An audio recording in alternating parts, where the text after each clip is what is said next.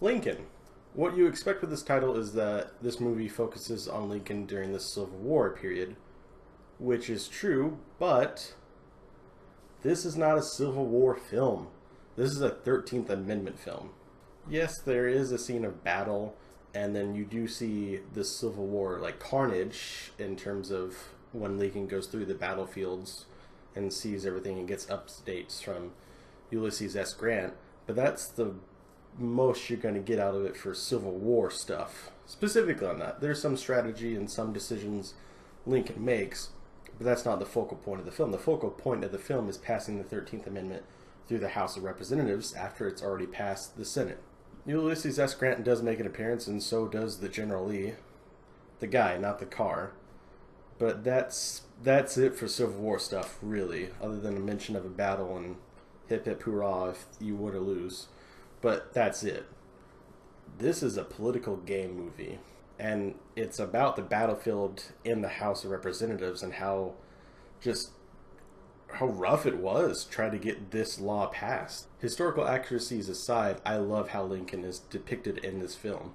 Lincoln is my favorite president by far, with others being Eisenhower just because it was connected to World War II, Grant for funsies, Washington, Obama, Bush, just because, I was alive during the presidency, so there's a little special connection to them, to both of them.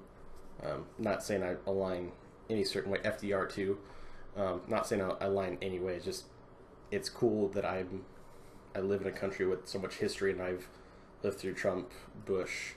I think I was alive for some. Yeah, I was alive for some of Clinton's. Anyway, that's another point. Point is, Lincoln's my favorite, and I love this film about him. Now, you might hate him, or I think a lot of people do have him as a higher president, just in terms of like liking him or knowing about him, which is all great. And we could love and watch how Daniel Day-Lewis brings this massive historical figure to life. He does really well. Tommy Lee Jones, Joseph Gordon-Levitt, James Spader, and a bunch of other people really act their chops off, with all this makeup on for certain beards and the women in corsets and like all their hair done, just all this jazz. There's so much going on.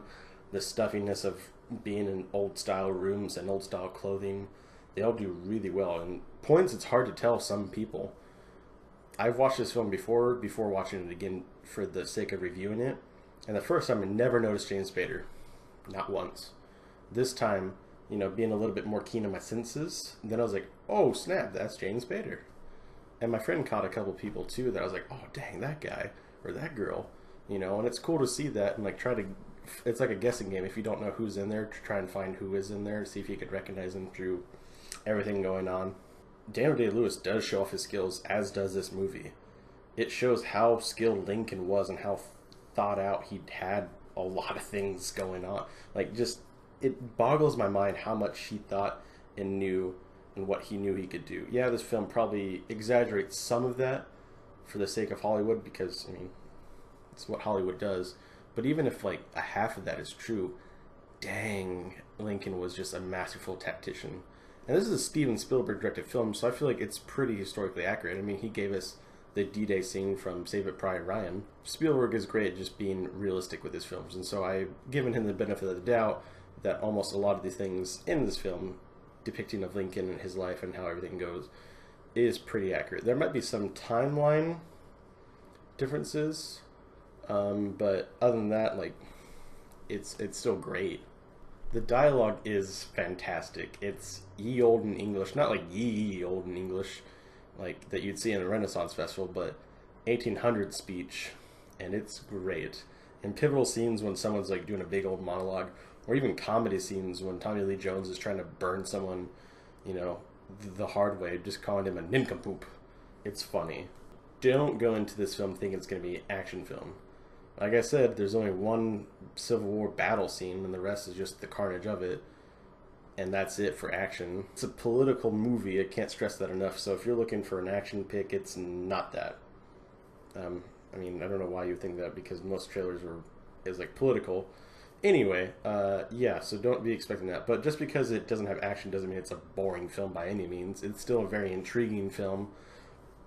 it's a very fun film, and I've learned a lot from it, and that's what I like in historical films is the learning process. I give this film a 9 out of 10. I really enjoyed it thoroughly and would recommend it to any historical fan, any Lincoln fan, Civil War fan, maybe you're a 13th Amendment fan. Go watch it. It's intriguing to go and see who voted what, because they list all the names. They go through all the names in the movie, at least more than half of them, going through the names, going through the state, going through the parties, and then you hear a voice or an actor going yay, nay to the vote of the 13th Amendment, and that is interesting because some of them still have stuff named after them, and they voted no. So that's cool. Anyway, I really enjoy the film. I think it's a good time if you can get past, if you're not much of a political type of film or like a thinking film, get past that, you could enjoy this film. It is lengthy if you're not used to it, so just like go into it just prepared. But anyway, that's it for me. What did you think of the movie? Did you like it? Have you seen it yet? Are you going to find a way to watch it? It's on Netflix, in case you don't want to go the other routes on the internet. But that's it for me. I hope you guys enjoyed this. If you really did like the video, if you really did like the channel, by subscribing.